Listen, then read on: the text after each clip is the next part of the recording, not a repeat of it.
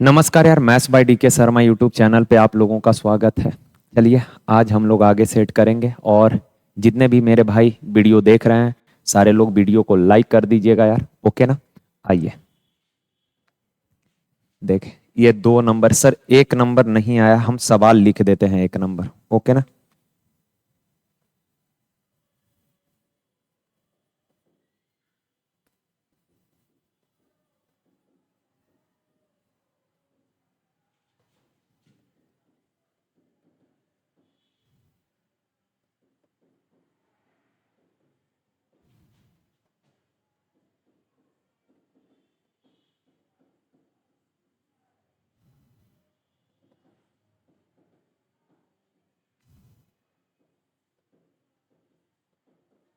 ये सवाल है,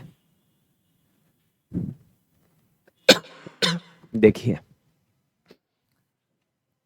क्वाड्रेंट का बेसिक नॉलेज तो होगा ही सारे लोगों को। देखें यार, 270 माइनस थीटा है, तो मेरे प्यारे भाई 270 ही 270 यहां होता है, माइनस थीटा यानी कि थर्ड क्वाड्रेंट में होगा। 270 माइनस यानी 270 यहां माइनस यानी थर्ड क्वाड्रेंट में, और थर्ड क्वाड्रेंट में tan और cot केवल पॉजिटिव होता है, बाकी सब निगेटिव।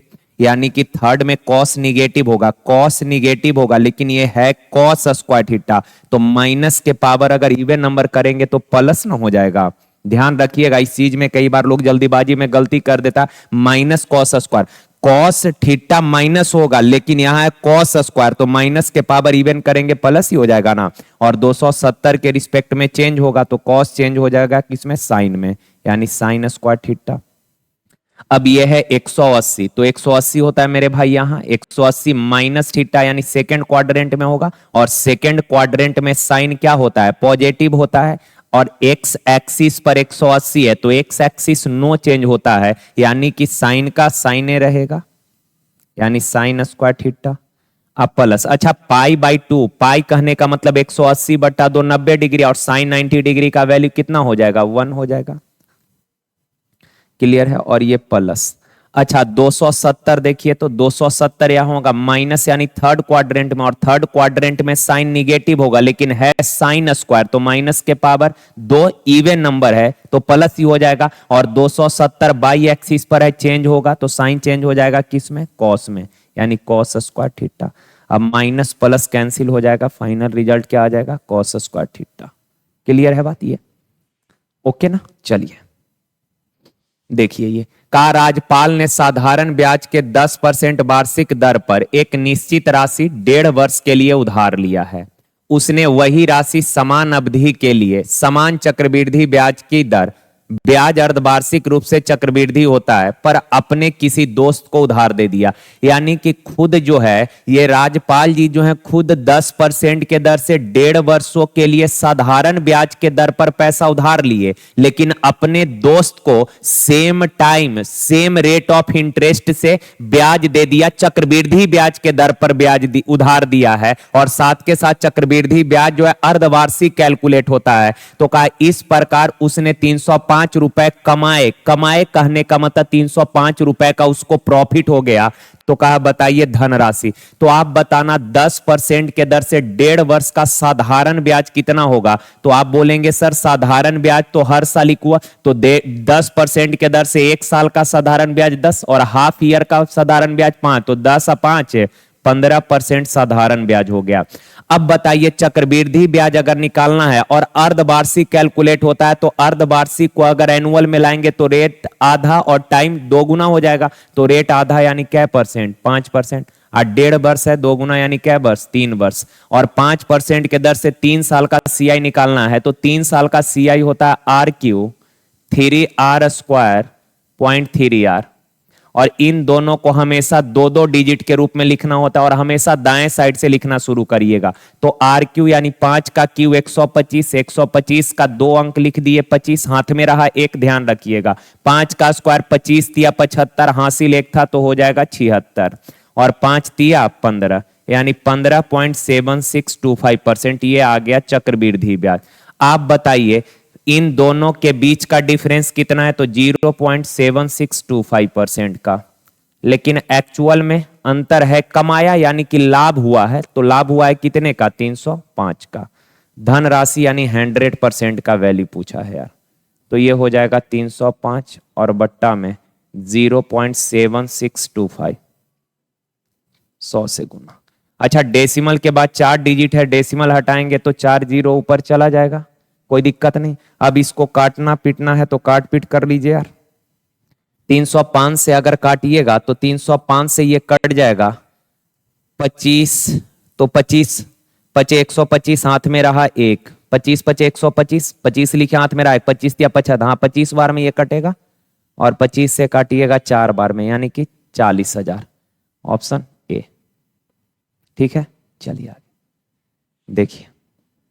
का अनन्या और बबीता के पास उनकी मित्र कविता के तुलना में, अनन्या, बबीता और कविता ये 3 लोग हैं। कहा अनन्या और बबीता के पास कविता के तुलना में 20% और 28% कम धनराशि है। यानी कविता के पास अगर 100 है तो अनन्या के पास 20% कम यानी 80 होगा, और बबीता के पास 28% कम यानी कितना होगा, 62। 28 कम है ना, यानी कि 72 होगा। क्लियर है बात। अब आगे कहा बबीता के पास अनन्या के तुलना में कितने प्रतिशत कम धनराशि है। तो आप बताना बबीता के पास अनन्या से कितना कम है, 8 कम है, कितना से, 80 से, परसेंट 100 से गुना यार, 0 से 0, 8 से 8 कैंसिल, यानी क्या परसेंट, 10% हो जाएगा। आसान सा सवाल था, है ना। चलिए देखिए, तो a + 1/a 8 है, क्यूब निकालना है तो आप सबको पता है पावर 3 गुना हो रहा है तो हो जाएगा 1 क्यूब माइनस 3 है ना। तो 8 का क्यूब 512, 8 तिया 24, 512 में से 24 जाएगा कितना, 488।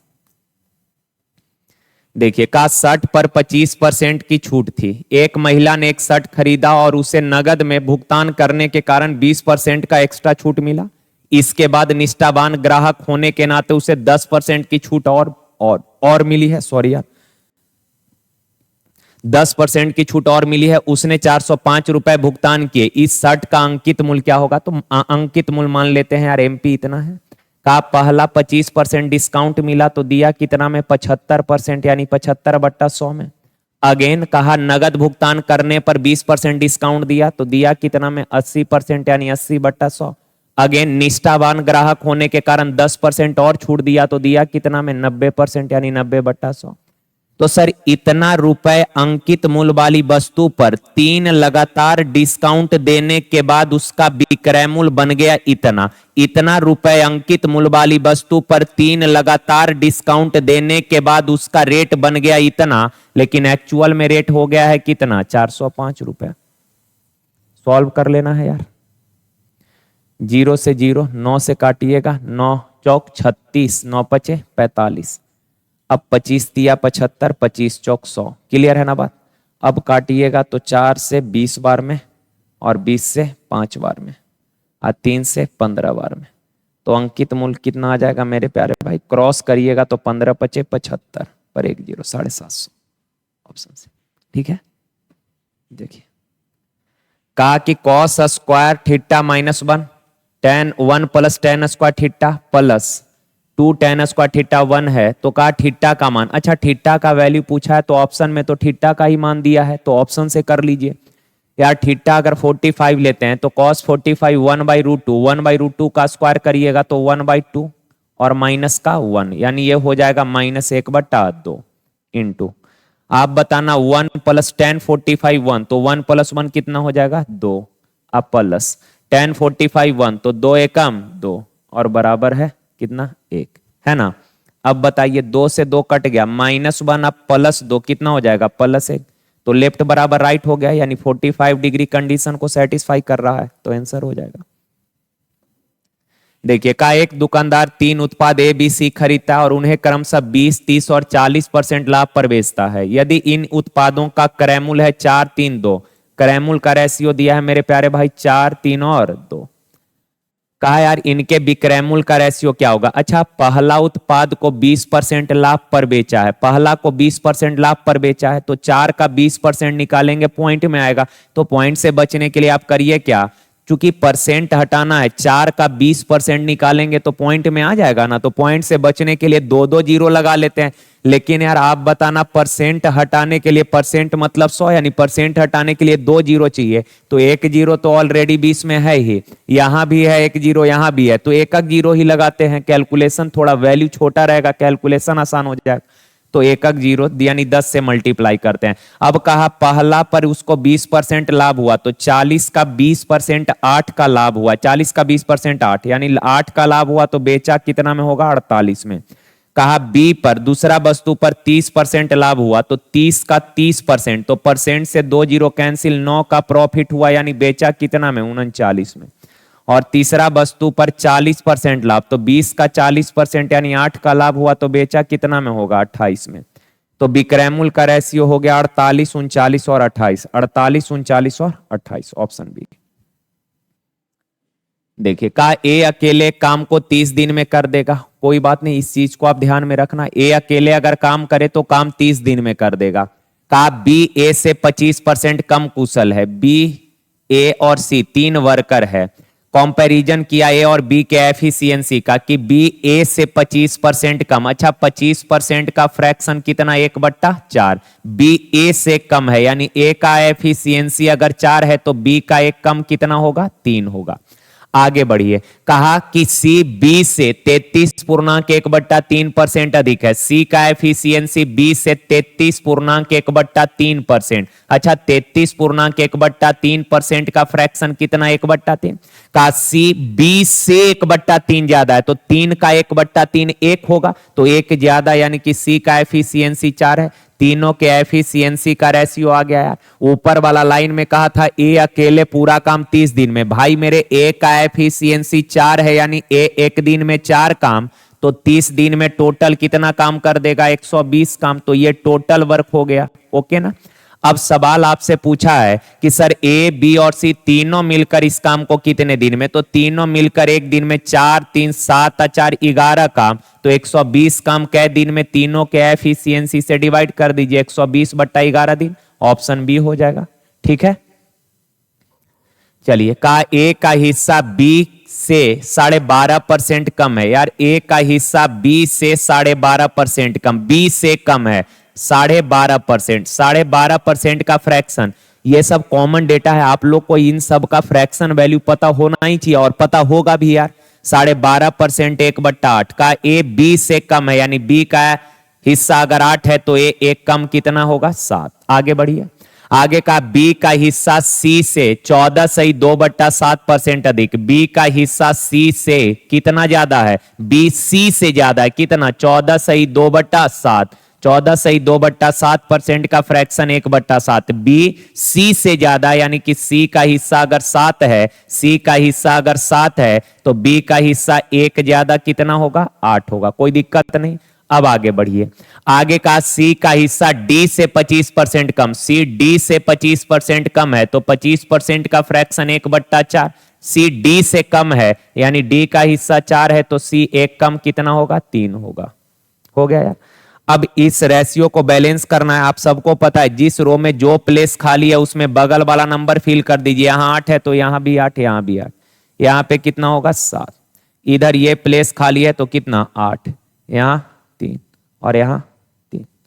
अब गुना कर लेंगे, 7 8 56, 3 6 18, 3 5 15, 1 16, 168, 8 8 64, 3 चौक 12, 3 6 18 और 1 19, 8 7 56, 3 6 18, 3 5 15 और 1 16, 8 7 56 गुना 4, 4 6 24, 4 5 20 और 2 22। चारों के हिस्से का रेशियो आ गया मेरे प्यारे भाई। अब इसने बोला है कि बी और डी के हिस्से में 16 करोड़ का अंतर है, बी और डी के हिस्से में 16 करोड़ का अंतर है। अनुपात में अंतर है कितने का, तो आप देख पा रहे हैं 2 और यहाँ 3, 32 का। कहा कि बताइए ए का हिस्सा यानी 168 का वैल्यू पूछा है। 16 से काटेंगे 2 बार, 2 से काटिएगा, 2 8 16, 2 चौक 8, 84 बार, यानी 84 करोड़। ठीक है ना। चलिए, 3 मजदूर ए बी सी के मजदूरी का रेशियो है 10 12 15। ए बी और सी के मजदूरी का रेशियो दिया है 10 12 और 15। यानी ए का मजदूरी है 10 यूनिट, बी का मजदूरी है 12 यूनिट एंड सी का मजदूरी है 15 यूनिट। क्लियर है बात यहां तक? अब आगे का ए का मजदूरी 5:6 में बढ़ा। 5:6 में बढ़ा कहने का मतलब ए का मजदूरी पहले 5 था तो बढ़कर नया मजदूरी हो गया कितना? 6। क्लियर है बात? आगे कहा बी का मजदूरी 3:4 में बढ़ा, यानी पहले बी का मजदूरी 3 था तो बढ़कर हो गया नया मजदूरी कितना? 4।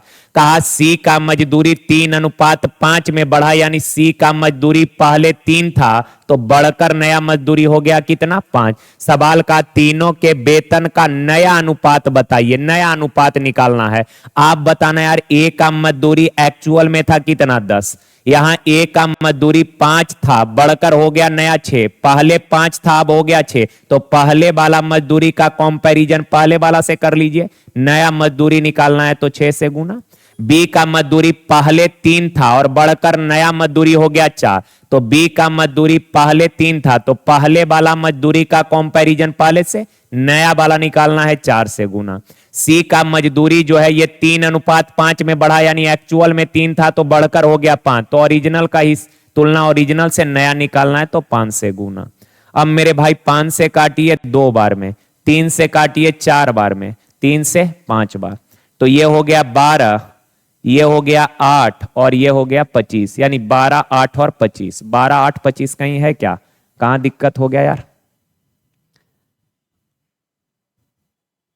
6, बी का 3, 4, सी का 3 और 5 सही तो है, फिर दिक्कत कहां है?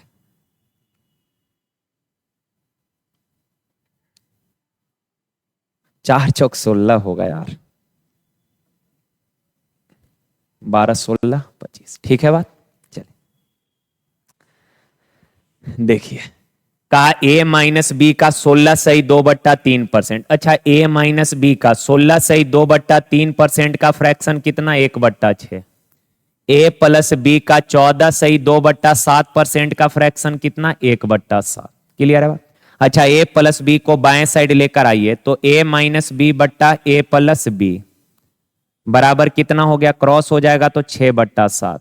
अब आप सबको तो पता ही है कि जब भी दो संख्या का योग और उनका अंतर मालूम हो, बड़ा वाला अगर निकालेंगे तो जोड़कर 2 से डिवाइड और छोटा वैल्यू निकालना है तो घटाकर 2 से डिवाइड।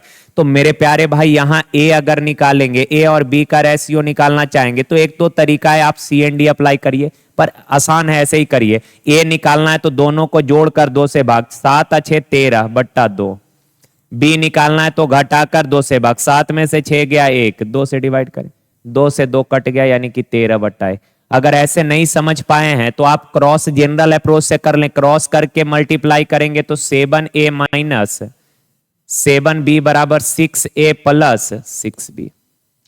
6 इधर आके घटेगा a, 7b उधर जाके जुटेगा 13b, तो a और b का रेशियो क्या हो जाएगा? 13:1।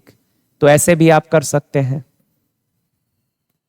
चलिए, अब a और b का वैल्यू पता कर गया। अब सवाल कहा यार b बराबर a का x%। अच्छा, b बराबर a का x% है तो b का वैल्यू कितना है? 1 बराबर a का वैल्यू 13 का x% यानी x/100। तो यहां से x का वैल्यू अगर निकालेंगे तो क्रॉस करने के बाद हो जाएगा 100/3। x का वैल्यू आ गया। अब आगे कहा है कि x का 169%, तो x का वैल्यू है 100/3, 13 ना होगा यार, और इसका 169% यानी 169/100। 100 से 100 कैंसिल हो जाएगा, 13 से काटिएगा 13 बार में, यानी ऑप्शन है। ठीक है, सही है। देखिए, का एक नल एक टंकी को 72 घंटे में भरेगा। नल है, सपोज ए एक नल है जो टंकी को 72 घंटे में भर देगा।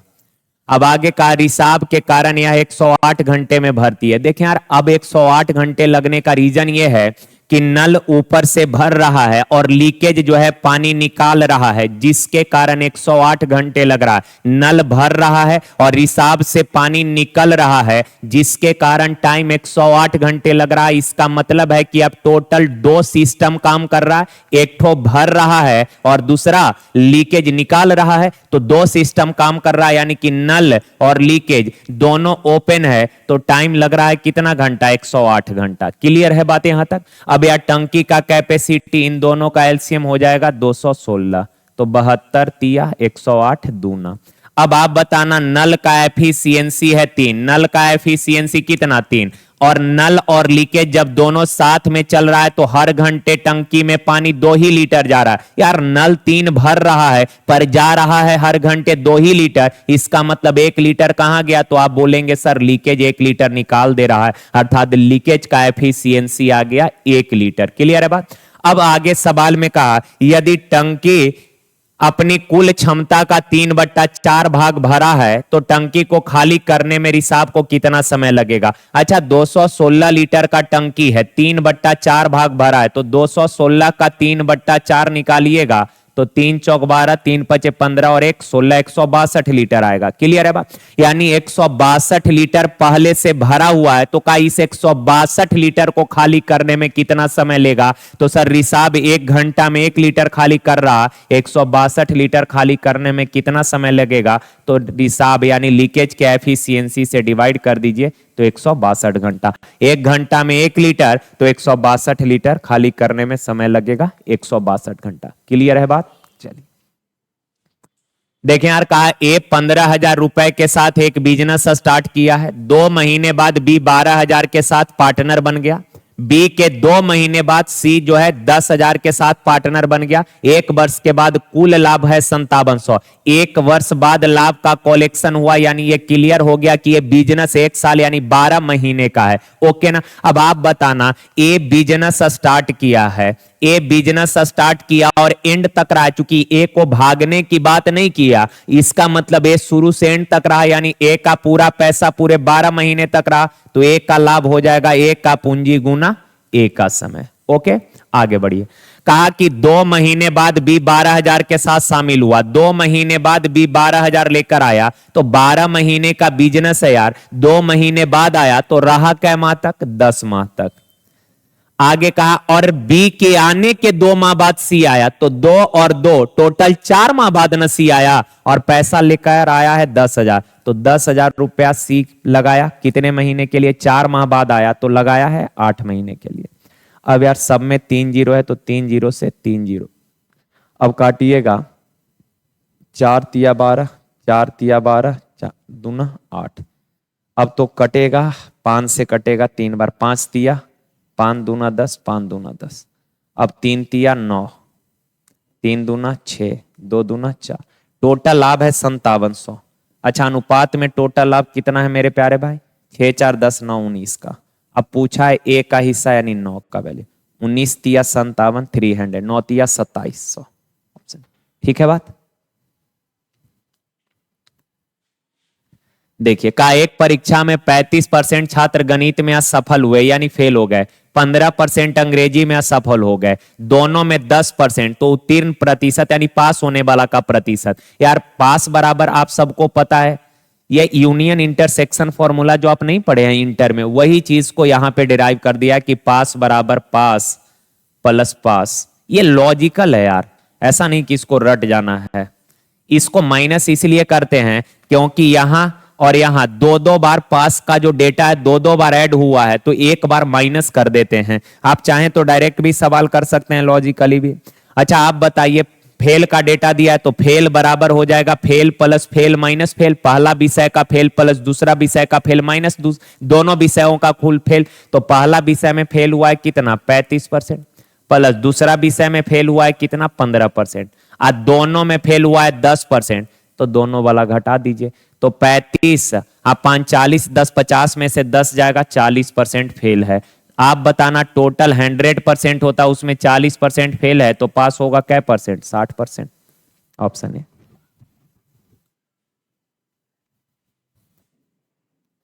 देखिए का ए और बी दो शहर जो एक दूसरे से 400 किलोमीटर दूर है, ए और बी के बीच का फासला दिया है 400 किलोमीटर।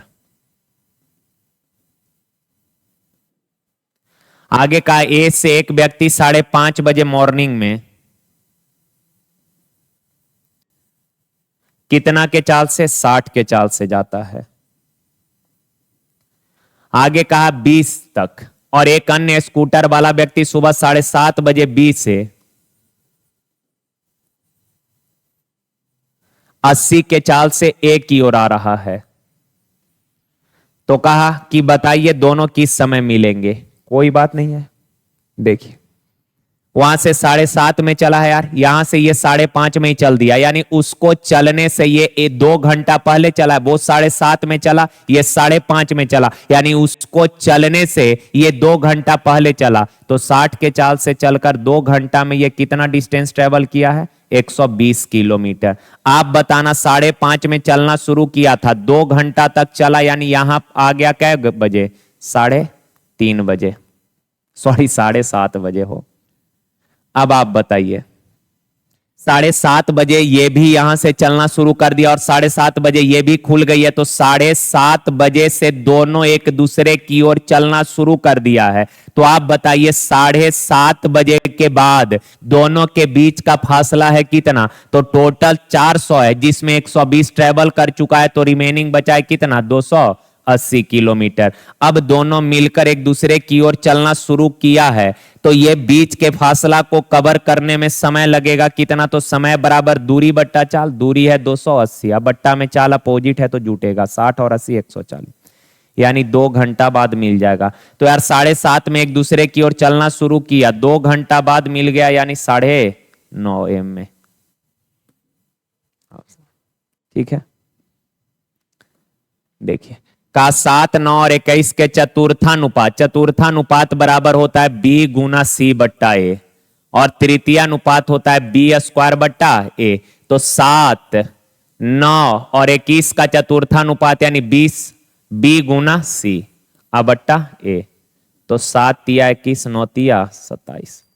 अच्छा 16 और 36 का तृतीयानुपात यानी b² यानी 36 का स्क्वायर अर्थात 36 गुना 36 बट्टा a यानी 16। 4 चौक 16, 4 नमा 36, 4 नमा 36, 9 नमा 81। कहा कि चतुर्थानुपात में कितना से गुना करें कि तृतीय अनुपात के बराबर हो जाए? तो 27 को कितना से गुना करिएगा ताकि 81 बन जाए? 3 से, ऑप्शन डी। ठीक है, देखिए कहा यार HCF निकालना है, इन दोनों का HCF निकालना है। तो यहां से x और y कॉमन कर लेते हैं, तो अंदर बच जाएगा x अब प्लस y, और यहां x कॉमन करेंगे तो अंदर बचेगा x प्लस y। और HCF में होता क्या है? कॉमन वाला HCF। LCM में तो ऑल बेस, पर HCF में कॉमन बेस। तो कॉमन दोनों जगह क्या है? तो आप बोलेंगे x प्लस y कॉमन है सर, यहां भी x प्लस y कॉमन है, यानी HCF हो जाएगा x प्लस y, ऑप्शन है। देखिए ABC अपने वेतन का 70, 75 और 80% खर्च करता है। उनकी वास्तविक बचत का रेशियो 4:5:6 है। बचत का रेशियो कितना है? 4:5:6। तो कहा वेतन का यानी इनकम का रेशियो पूछा है। देखें यार रेशियो दिया है सेविंग का और परसेंटेज डेटा दिया है खर्च का, तो यूनिट सेम करना पड़ेगा। आप बताना ए अपने वेतन का 70% खर्च कर रहा यानी कि बचत कर रहा होगा 30%, और ए का बचत एक्चुअल में है कितना? 4 यूनिट, परसेंट में बचत 30%। तो बचत का कंपैरिजन बचत से इनकम निकालना है 100 से गुना। का बी अपने इनकम का 75% खर्च कर रहा है, तो सेविंग कर रहा होगा 25%, तो सेविंग का कंपैरिजन सेविंग से इनकम निकालना है 100 से गुना। सी 80% खर्च कर रहा है, तो बचत कर रहा होगा 20 और इनकम तो 100 से गुना। अब यार 0 से 0, 25 से काटिए 4 बार, 20 से काटिए 5 बार, तो ये हो गया 40/3, 5 चौक 20 और ये 6×5 30। सबको 3 से गुना कर दीजिए, चूंकि रेशियो कभी भिन्न में नहीं होता, सबको 3 से करेंगे तो 40, 30 दूना 60 और 30 तिया 1 0 से 1 0 कैंसिल, 4 6 9, 4 6 हो जाएगा। देखिए एक बल्लेबाज का रन औसत 50 रन प्रति पारी है, ठीक है। अगले 5 पारी में वह 400 रन बनाता है, जिससे उसका एवरेज 5 रन प्रति पारी बढ़ गया। उसके द्वारा अंतिम मैच तक खेले गए मैचों की संख्या। देखें यार शुरू में उसने कितना मैच खेला नहीं मालूम, का शुरू में जितना भी मैच खेला है उन सारे मैचों को मिलाकर उसके बल्लेबाजी का जो एवरेज है ये 50 रन प्रति मैच है। क्लियर है बात? शुरू में कितना मैच खेला नहीं पता, लेकिन जितना भी मैच खेला है उन सबको मिलाकर उसके बल्लेबाजी का एवरेज 50 रन प्रति मैच है। का अगले 5 पारी में उसने 400 रन बनाया। अच्छा आप बताइए, आगे उसने 5 मैच खेला और इस 5 मैच में उसने 400 रन बनाया, तो इन 5 मैचों में उसके बल्लेबाजी का एवरेज क्या रहा होगा? तो 400/5 यानी कि 80 रन पर मैच रहा होगा। क्लियर है बात? देखें यार एक बार फिर से, शुरू में कुछ मैच खेला, पता नहीं कितना मैच खेला, कुछ खेला होगा, XYZ कुछ खेला, और जितने भी मैच खेला है उन सबके बल्लेबाज, उन सारे मैचों को मिलाकर उसके बल्लेबाजी का एवरेज है 50 रन पर मैच। आगे 5 मैच खेला और टोटल 400 रन बनाया, तो एवरेज कितना? 400/5 यानी कि 80 का एवरेज रहा है। अब आप बताइए, इन सबको मिला दिए तो उसका एवरेज जो है 5 रन प्रति पारी बढ़ गया, यानी पहले 50 था, 5 बढ़कर हो गया कितना? 55। अब इसका अंतर 5 और यहां का अंतर 25, 5 एकम 5, 5 पचे 25। अच्छा 80 के औसत से जो रन बनाया है, उस 80 के औसत से बनाए गए जो रन हैं वो कितने मैच में बनाया है? अनुपात में 1, ठीक है। पर एक्चुअल में कै मैच में बनाया है? 5 मैच में, तो 1 यूनिट बराबर 5। अंतिम मैच तक खेले गए कुल पारी, तो 5 मैच शुरू में खेला था, 1 मैच और खेला, अनुपात में है, तो अनुपात में टोटल मैच हो गया कितना? 6। 1 यूनिट बराबर 5, तो 6 यूनिट बराबर 6 पचे 30। ठीक, चलिए। का 5 वर्ष पहले अरुण और रतुल की औसत आयु 20 है। अच्छा अरुण और रतुल 2 लोग हैं, इनका औसत आयु 5 साल पहले 20 था, औसत 20 तो टोटल 40। ये 5 साल पहले का कहानी है, प्रेजेंट में लाएंगे तो दोनों का 5-5 जोड़ना पड़ेगा यानी कि 10, तो प्रेजेंट में हो जाएगा 50। आगे कहा कि सर रतुल अरुण से 10 वर्ष छोटा है, रतुल जो है अरुण से छोटा है, तो अरुण में से रतुल को घटाएंगे तो 10। दो संख्या का योग मालूम, उनका अंतर मालूम, बड़ा वाला निकालना है, जोड़कर 2 से भागा, 60 को 2 से डिवाइड करिएगा 30। रतुल निकालना है, छोटा वाला निकालना है, तो घटाकर 2 से डिवाइड, 40 को 2 से भाग देंगे 20। अब आगे कहा यार अरुण रतुल और पीकू, अरुण रतुल और पीकू का इन तीनों का वर्तमान में औसत आयु 35 वर्ष है। अच्छा इन 3 लोगों का औसत 35 है, तो टोटल कितना हो जाएगा? 105। आप बताइए, अरुण है 30, रतुल है कितना? 20, 30 और 20 50, 50 उधर जाके घट जाएगा, तो पी का जो एज आएगा वो 50 घटेगा तो कितना आ जाएगा? 55 वर्ष आ जाएगा। अब कहा कि 12 वर्ष बाद पीकू और अरुण के आयु का अनुपात, तो पर पीकू का परजेंटेज 55 है, 12 वर्ष बाद हो जाएगा 67, और अरुण का परजेंटेज है 30, 12 वर्ष बाद हो जाएगा 42, यानी 67:42। ऑप्शन है। देखिए कहा वृत्त के व्यास को 2 गुना कर दिए। अच्छा डायमीटर 2 गुना कर दिए, यानी 1 था हो गया 2। और आपको कई बार बताए हैं पिछले लगातार सेटों में कि जो रेशियो डायमीटर का होता है वही रेशियो रेडियस का होता है, वही रेशियो परिधि का होता है। डायमीटर को 2 गुना कर दिया यानी 1 से 2 हो गया, इसका मतलब रेडियस भी 1 से 2 हो जाएगा।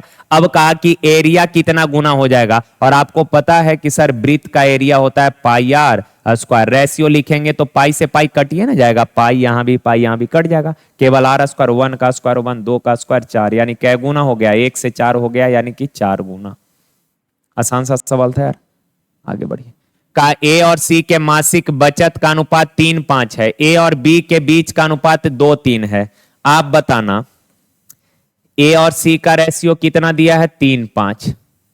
ए और बी का रेशियो कितना है? 2:3। अच्छा ए दोनों में कॉमन है तो ए का वैल्यू सेम करना पड़ेगा, यानी यहां 2 से गुना और यहां 3 से, तो ए बी सी, ए का है 6, बी का है 3 तिया 9, सी का है 2 पचे 10। आगे का सी का बचत 4500 है यार, सी का बचत है 4500, अनुपात में कितना? 10। ए और बी के बचत का योग, ए और बी के बचत का योग 15, 0 0, 15 पचे 75, 15 चौक 60, 7 67, 67 50। ये भी आसान सा ही सवाल था। चलिए आगे नेक्स्ट देखिए, यदि एक संख्या का 50%, एक संख्या है का इसका 50% यानी 1/2, अन्य संख्या यानी कि दूसरा मान लेते हैं बाई, बाई का 1/3 है यानी 1/3 है। सर बाई बाएं साइड आएगा तो x/बाई बराबर हो जाएगा 2/3। अब आगे का इन संख्याओं का अंतर 7 है, तो सर x का वैल्यू है 2 यूनिट, y का वैल्यू 3 यूनिट, इनका अंतर है 1 यूनिट, लेकिन दिया है कितना 7। अब का संख्याओं का गुणनफल, तो 2 तिया 6, 1 यूनिट बराबर 7, 6 यूनिट बराबर 42 मत लगा दीजिएगा। ध्यान रखना है कि रेशियो में संख्याओं का गुणनफल बोले या वर्गों का योग बोले, घनों का योग बोले, अनुपातिक मान को पहले वास्तविक मान में चेंज करना पड़ेगा मेरे प्यारे भाई। तो पहला संख्या है 2 यूनिट, 1 बराबर 7, तो 2 यूनिट बराबर 14। दूसरा संख्या है 3, 1 यूनिट बराबर 7, तो 3 यूनिट बराबर 21। और का इन दोनों का गुणनफल यानी 14 गुना 21, 14 एकम 14, हाथ में रहा 14 दूना 28 और 1 29 यानी 294। देखिए कहा किसी वृत्त के त्रिज्या में 50% वृद्धि कर दी, रेडियस 50%, 50% का फ्रैक्शन 1/2 यानी ओरिजिनल रेडियस 2 था, 1 बढ़कर हो गया कितना 3। तो कहा एरिया में कितना वृद्धि होगा, बताइए एरिया कितना बढ़ गया। तो एरिया होता है पाई आर स्क्वायर, पाई से तो मतलब है नहीं, कांस्टेंट को इग्नोर कर देना, आर स्क्वायर, 2 का स्क्वायर 4, 3 का स्क्वायर 9, एरिया पहले 4 था हो गया 9, कितना बढ़ गया सर 5 बढ़ गया, कितना से 4 से, परसेंट 100 से गुना, 4 से 25 चौक 100, 25 पचे 125। ए बी फॉर्मूला से भी बना सकते हैं, क्योंकि एरिया होता है पाई आर स्क्वायर यानी कि 2 गो वेरिएबल है, आर गुना आर 2 वेरिएबल है, तो ए बी फॉर्मूला से भी कर सकते हैं, 50 प्लस 50 प्लस 50 गुना 50/100 डायरेक्ट 125 आ जाएगा। देखिए ए अनुपात बी बराबर बी अनुपात सी है, पूछा है A4 B4, कोई बात नहीं। देखें यार ए अनुपात बी यानी A/B लिख सकते हैं क्या, आप बोलेंगे सर लिख सकते हैं, बी अनुपात सी यानी B/C। अब इसको क्रॉस करिए, बी गुना बी क्या हो जाएगा, बी स्क्वायर बराबर AC।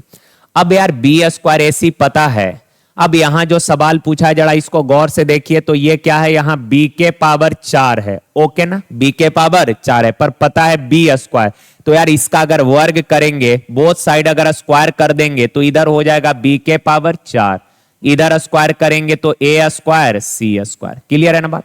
अब आप बताना A4 तो है ही, और b के पावर 4 के जगह a स्क्वायर c स्क्वायर लिख सकते हैं, कोई दिक्कत नहीं है। अच्छा यहां a के पावर 4 यानी 4 गो a है, यहां a के पावर 2 यानी 2 गो a है, तो 2 गो से यहां का 2 गो कट जाएगा, बचेगा 2 गो ना, यानी a square is to c square, a square is to c square, option C. ठीक है, चलिए नेक्स्ट। का 36 छात्रों के समूह का औसत आयु 14 है, 36 लोगों का एवरेज 14 है, तो टोटल हो जाएगा 36 गुना 14, 14 छक 84, हाथ में रहा 8, 14 तिया 42 और 8 50। आगे का शिक्षक की आयु इनमें शामिल किया जाए, तो पहले से थे 36 लोग, टीचर को बुला लीजिए, हो गए 37 लोग, और का औसत आयु 1 बढ़ गया, यानी पहले 14 था तो बढ़कर हो गया 15। तो आप बताइए टोटल कितना, 15 सते 105, हाथ में रहा 10, 15 तिया 45 और 10 55। का टीचर का आयु बताइए, तो सर 37 लोग के टोटल एज में से अगर 36 विद्यार्थी का एज घटा देंगे तो टीचर का एज आ जाएगा 51 वर्ष, आना सर। चलिए देखिए, रमेश किसी काम को 20 दिन में करेगा, वह 5 दिन तक काम, देखें यार टाइम एंड वर्क के सवाल को करने का 2 ही तरीका, एक तो अगर सारे वर्कर का ओरिजिनल टाइम दिया है तो टोटल वर्क मान लेते हैं कुछ, और वहां से एफिशिएंसी निकाल लेते हैं, और अगर सारे वर्कर का ओरिजिनल टाइम नहीं दिया है तो इक्वेशन वाले अप्रोच से वर्कर का एफिशिएंसी निकालते हैं। कैसे, तो देखिए कहा यार रमेश किसी काम को 20 दिन में कर देगा, वह 5 दिन तक काम करता है तथा शेष काम को भावेश 10 दिन में करेगा। अच्छा अगर रमेश पूरा काम करे तो 20 दिन में कर देगा, लेकिन उसने 5 दिन तक ही काम किया, तो भाई मेरे 5 दिन तक काम कर लिया, 20 दिन का काम था, 5 दिन तक कर लिया, तो रिमेनिंग काम बचा था कितने दिन का, 15 दिन का, तो ये रिमेनिंग वर्क हो गया। और कहा इस बचे हुए काम को यानी शेष काम को भावेश ने 10 दिन में कर दिया, भावेश जो है कै दिन में खत्म कर दिया, 10 दिन में काम खत्म हो गया, तो बराबर। अब 5 तिया 15, 5 दूना 10, यहां से रमेश और भावेश का एफिशिएंसी आ जाएगा 2:3, ये एफिशिएंसी है 2, भावेश का 3। अब देखिए आगे कहा दोनों मिलकर उस काम को कितने दिन में, तो पहले टोटल वर्क निकालिए, रमेश का एफिशिएंसी 2 यानी रमेश पर डे 2 काम करता है, और पूरा काम ये नहीं है, ये रिमेनिंग वर्क है, रमेश पूरा काम कै दिन में करेगा, 20 दिन में, तो 1 दिन में 2 काम, तो 20 दिन में कै काम कर देगा, 20 दूना 40 काम, और कहा इस 40 काम को दोनों मिलकर कै दिन में, तो दोनों मिलकर एक दिन में 5 काम, तो 40 काम कै दिन में, 8 दिन में। ठीक है, देखिए कहा 21 प्रेक्षणों का माध्य 40 है। अच्छा 21 प्रेक्षण का माध्य यानी एवरेज कितना है, 40 है। कहा 10 प्रेक्षण में से प्रत्येक का मान 21 बढ़ा दिए, टोटल 21 प्रेक्षण यानी ऑब्जर्वेशन संख्या है, 21 वो संख्या है। कहा कि 10 संख्या जो है ना सर, इनमें से प्रत्येक में 21 21 21 बढ़ा है, तो 10 में से अगर प्रत्येक में 21 बढ़ा है तो टोटल वृद्धि हो जाएगा कितने का, 210 का। अगर योग 210 बढ़ गया, टोटल कितना बढ़ गया, योग 210 बढ़ गया। अच्छा योग 210 बढ़ गया तो एवरेज कितना बढ़ जाएगा, योग को एवरेज में लाइएगा तो टोटल नंबर यानी 21 से डिवाइड कर देंगे तो 10 बार, यानी पहले 40 था तो 10 बढ़कर हो जाएगा कितना, 50। क्लियर है बात। चलिए इसका आंसर रूट के अंदर गुना गुना करके दिया, रिपीटिशन इनफाइनाइट तक है, तो जो दिया सो आंसर हो जाएगा यानी 2। ये देखिए का एक विक्रेता तार बेचता है तथा क्रैमुल पर 60% लाभ कमाता है। अच्छा यार क्रैमुल पर 60% लाभ कमाया यानी क्रैमुल 100 है, 60 का लाभ कमाया यानी बेचा होगा कितना में, 160 में। तो कहा विक्रैमुल पर लाभ प्रतिशत, देखें विक्रैमुल पर जनरली लाभ है यानी क्रैमुल पर होता है, लेकिन इसने बोला क्या है, विक्रैमुल पर लाभ बताइए। खरीदा है 100 में, बेचा है 160 में, तो लाभ हुआ है कितना का, 60 का। किस पर पूछ रहा है, निकालने को बोला है विक्रैमुल पर, तो विक्रैमुल बट्टा में परसेंट 100 से गुना, 0 से 0, 2 तिया 6, 2 से 8, 4 दूना 8, 4 से 25, तिया 75 बट्टा 2 यानी 37.5 हो गया ना। तो चले मेरे प्यारे भाई आज के लिए यहीं तक यार, थैंक यू, धन्यवाद, थैंक यू।